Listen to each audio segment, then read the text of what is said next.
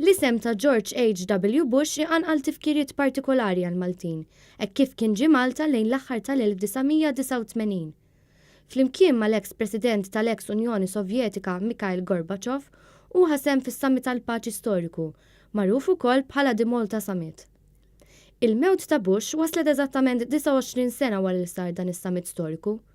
Kien bħallum li bdew jaslu l-mexxejja biex is-summit seħħ bejn it-2 u 3 ta' Diċembru tal-1989. L-avveniment kien segwa l-waqgħa tal-Ħajt ta' Berlin li kien l-akbar simbolu tal-komuniżmu fl-Ewropa.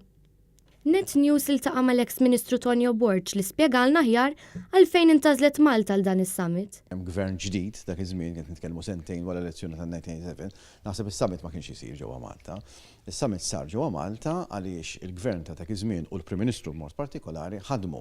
U nafx hekk ma tafx l-istorja ta' kif ġew, din rakkonta Finek Adami stess fl-awtobiografija tiegħu illi kienaw għal ċelebrazzjonijiet dik is-sena stess tal-25 sena ta' indipendenza ħu Bush u tant baqa' impressjonat li dak meta mar lura l-Amerika għallu sma' għadkom għażiltux post fejn se tagħmlu s-summit għax ma tmurrux Malta pajjiż sabiħ is-soltu xemxi ħalli dik id-daħar kien hemm dullufju ta' u tempesta kbira, sejf nies ħelwin, speċi pajjiż sabiħ.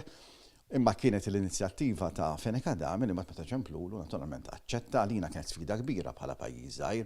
Is-Summit ta' Malta serva bħala xpjuna l-ħidma ta' Bush u Gorbachev lejn il-paċi u sal-punt fejn huma kienu ddikjaraw it-tmiem għall-gwerra birda.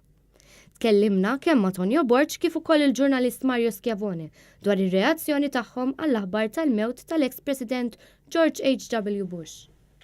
L-ewwel reazzjoni kienet kemm dan kien President li kien għaddej tal-istat u għaddej ta' pajjiżu.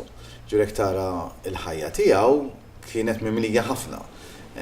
Kien membru tal-Kongress, kien senatur, kien ukoll ambaxxatur tal-Istati Uniti tal-Amerika ġnus Magħquda u anki l-ewwel rappreżentant tal-Gvern Amerikan fiċ-Ċina, kien ukoll direttur tas-CIA, jiġifieri tal-Intelligence Amerikana, pożizzjoni importanti ħafna, u mbagħad għamel 8 snin Viċi President ta' Ronald Reagan. Meta rajt dal-għodu li miet, ma rridx ngħid li nħsat ta' xinkun qed neżaġera.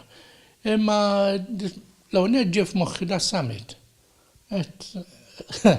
Speċi nafu f'Malta il-darraġa. Imma dispjaċini għaliex naħseb li kien President tajjeb għall-Amerika.